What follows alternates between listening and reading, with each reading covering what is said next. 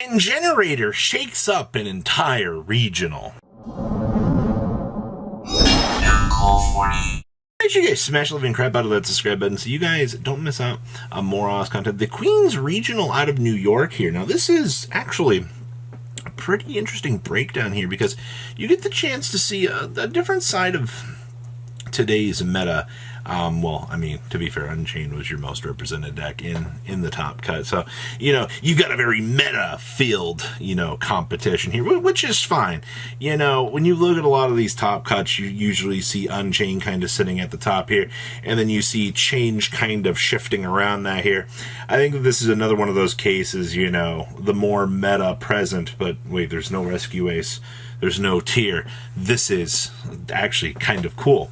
Now, we also had 2 Labyrinth lists out here at the top cut, and Labyrinth looks like it's had an uptick over this week. It doesn't mean that the deck is particularly broken or changed much of anything. It's just kind of showcasing that, this deck is a contender right now in the meta, and that a lot of people need to be aware of what's going on with this. When the meta actually gives a chance for Labyrinth kind of start to showcase and do things, I always find that a little bit interesting here. And then we had Manadium stepping up to the plate here, which is actually kind of cool. I'm really happy to finally get a chance to see Manadium returning back here. And then we had some Dragon Link action as well. To be honest with you, Dragon Link, it's been kind of struggling again. We talk about how the deck, feels figured out at one point, and you kind of roll on back here and you look around, you're like, wow, I don't know, some days it leaves a little bit to be desired on the grand scheme of things. And then we had Pure Generaider. I'm really impressed that Pure Generaider, of all things, without runic cards, the free Sleipnirs, was able to kind of step into the light here and do something. Let's pass on over to those deck lists. Our Manadium list is where we're going to be starting off today. And I will say that I think the hand trap ratios on Manadium is really the biggest room that you can improve things. Now, Triff did popularize things like the board breakers for forbidden droplets to, kind of optimize and give the deck a chance to kind of step into the light and do its thing. But you notice this build, it's not playing droplets. I mean, if anything, you're siding your thrust, but there's also no talents in here. These cards that people swear by in the format, they're like, oh, you need to have these. No, this build is kind of stepping away from a lot of that and showcasing that, you can play a more streamlined version of the deck and actually have it work out. I think that's pretty important to emphasize. And yes, we are seeing the reframing here in the main deck. Honestly, this build is just kind of straightforward. Do your full little combo lines, step through and do everything that you need to for the meta. You're playing double Vice of Samsara in here as well. And we've seen enough to know where this is going. Honestly, a lot of the earlier builds were on 3 of this. So to see that, we're kind of doing a little bit of a dial back here on the numbers for this, I think is fine. It's you always have room for change, but I think in terms of 2 to 3 for ratios for this is fine. I mean, you're already maximizing on triple Vice to start for us, so that's fine. Post side decking, we have crossout designators, but we're not playing any Nibiru's or anything like that. I believe our crossouts are probably just for things like draw, the more troublesome cards that can kind of blow you out along the way, So even, some more well-timed things. I also see Destructive Daruma Cannon for the thrust, and of course the Dimensional Barrier. We've seen a lot more action for these two, so interesting stuff. Next up here, we have Dragon Link. All right, so in terms of Dragon Link developments, it's nice to see a list finally coming in at not something ridiculous in terms of numbers, actually. 41, I think, is fine. Though, to be fair, we've seen plenty of the 45 to 50 card variants out here doing well. I just feel like at this point in Dragon Link's cycle in the meta, they have to optimize. You have to cut off as much of that fat as possible. And, you notice we're not even playing the branded trap card anymore. It's just branded regain because, this is the free advantage little engine that you've got going for you here, which is good. Your hand traps, I mean, you're on triple Ash, triple Droll, triple Veiler, and your triple Imperm. Honestly, you can call it the Bite Steals hand traps too if you really want, but you have more of the standard 12 to assist you along the way. But if you're looking at this main deck, like, this feels incredibly optimized. Like, I cannot emphasize, when you look at these decks and you're like, hey, like, what's going on with ratios? This looks good. I also like how this list is citing a Call by the Grave. So if you run into a matchup along the way that, might be slamming in hand traps against you and actually making your life awful, this is meant to help you out a long way.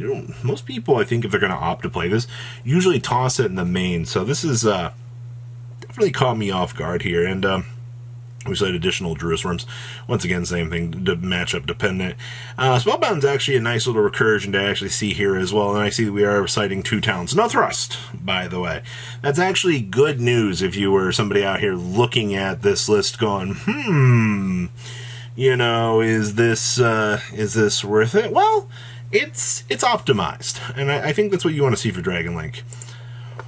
Holy crap. Okay, so we've got some Generaider stuff going on here. One of the biggest things I want to just take a moment to mention here is how stupid World Legacy Monstrosity actually is. It has taken, honestly, years at this point for people to understand the value that Monstrosity actually brings to the table. And it's why you're seeing, honestly, Hard getting as much more value as it is right now, too. Now, honestly, the thing that makes this deck very, very scary right now is Enter Blafnir. You can rip 2 away from your opponent's hand, and then you can make an F0, and your opponent's just going to kind of look at you and go, what am I supposed to do?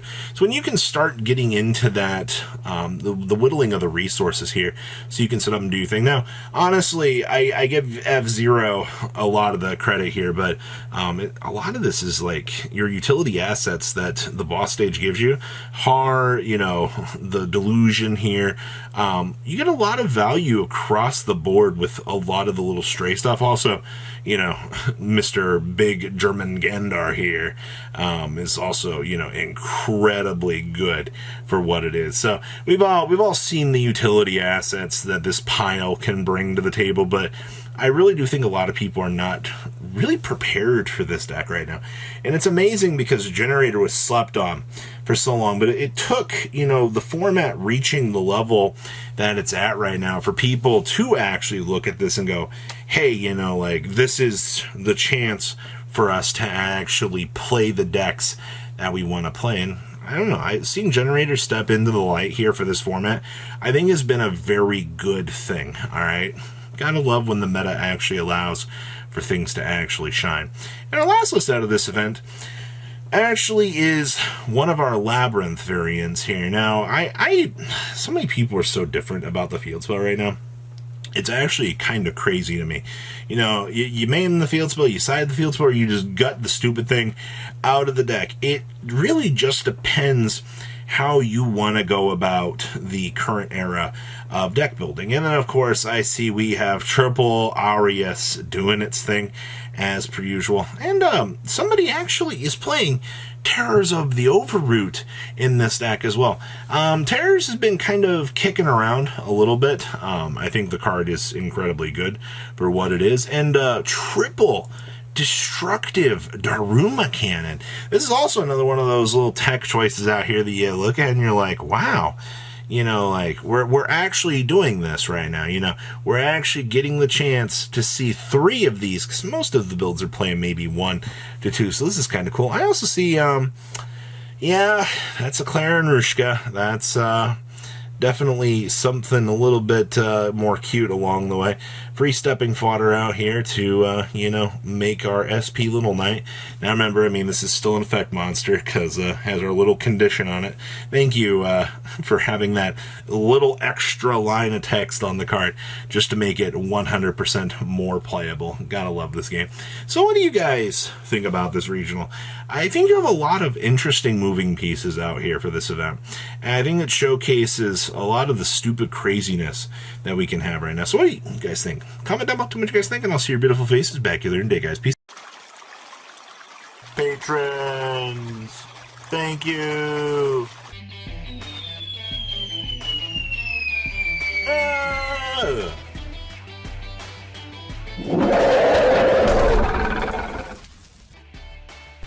Thank you so much for watching. Check out these other videos.